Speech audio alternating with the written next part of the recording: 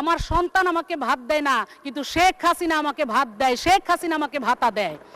এইরকম অসংখ্য কাজ এই শেখ হাসিনার আমলেই হয়েছে। বাংলার মানুষ শেখ হাসিনার জন্য দোয়া করে, মানুষ তাকে ভালোবাসে। মাননীয় স্পিকার, প্রচুর পরিমাণে কাজ হয়েছে আমার নির্বাচনী এলাকা। কাজের ব্যাখ্যা দিতে গেলে আমার আরো অনেক সময় লাগবে।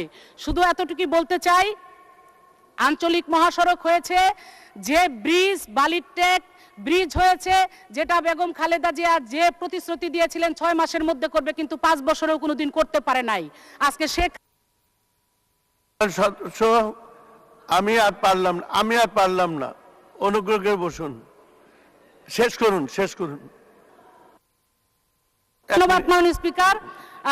এই কাজের মধ্যে আমি বলতে চাই যে সবকিছুতে মাননীয় প্রধানমন্ত্রীর জয় জয়কার।